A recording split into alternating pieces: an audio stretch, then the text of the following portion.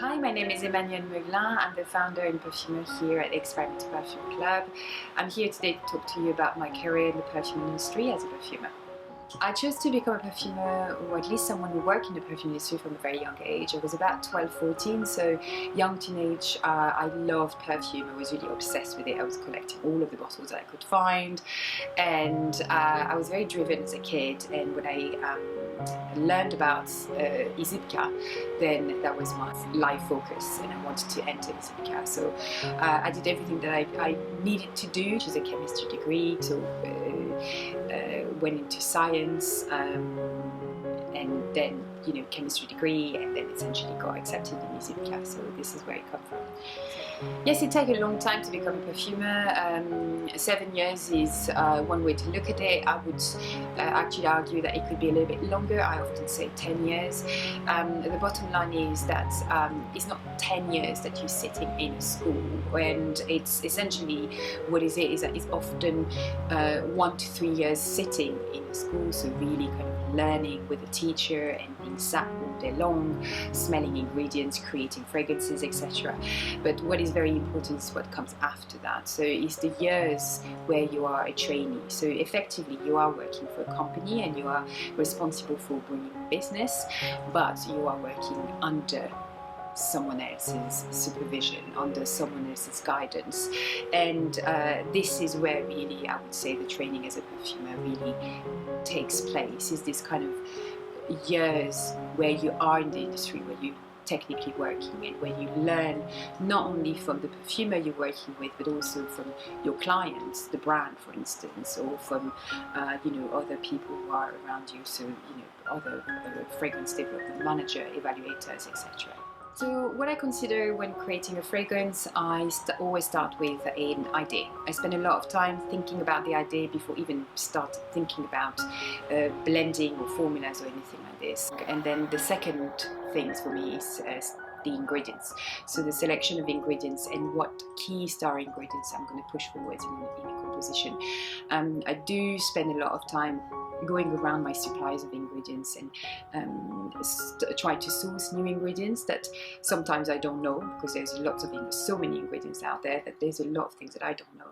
So I'm going to ask them to send me samples, I'm going to evaluate them, and I'm going to keep the strongest, the one that I find the most innovative or the most original, and then I'm going to start building my creation from them. So idea and raw materials, ingredients are the two key things for me to start creation.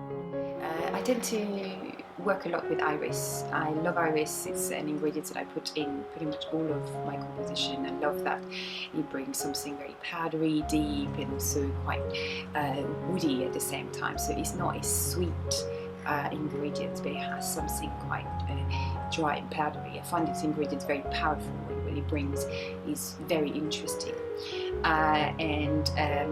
One of my other absolute favorite ingredients is ambroxan, which I used everywhere. Not everybody is a fan of ambroxan. Ambroxan is quite difficult to smell on its own, but in a composition I think it brings very kind of smooth and luxury, and it smells of sand, of hot sand.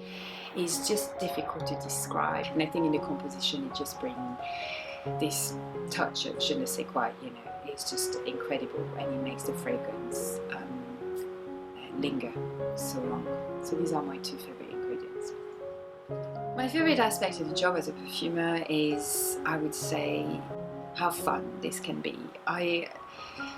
When you create a fragrance, it can be a very kind of fun process. Why? Is because as you go along and as you develop a fragrance, you make progress, and you feel like you're finding new things, and like you're finding new ideas, and like it can be very frustrating because you can go around a circle not finding what exactly is going to make it click. But the moment that you make it click, then after weeks or months of work on it, it's just such a happy moment, and just like, I got it. What I most enjoy about working in this industry and working as a perfumer is the sense that you never really stop learning.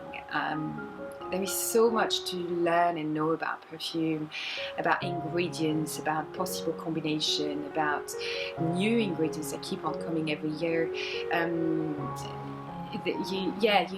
You never you never really fully handle or comprehend perfumery. There is always a part of mystery, there is always a part of surprise, and sometimes things happen and you get lucky with the results, and sometimes you work in a very controlled way, in a very kind of, informed way, and you make decisions based on your knowledge, etc., and it works. And sometimes this ways of working doesn't work either. So I like that about perfumery. I like the fact that it just really blends this mix of creativity and science. So people should consider becoming perfumer, but I would also extend this idea to become working in the fragrance industry. There's not only perfumers, there are also fragrance evaluators, there are also commercials, there are also people who work in laboratory.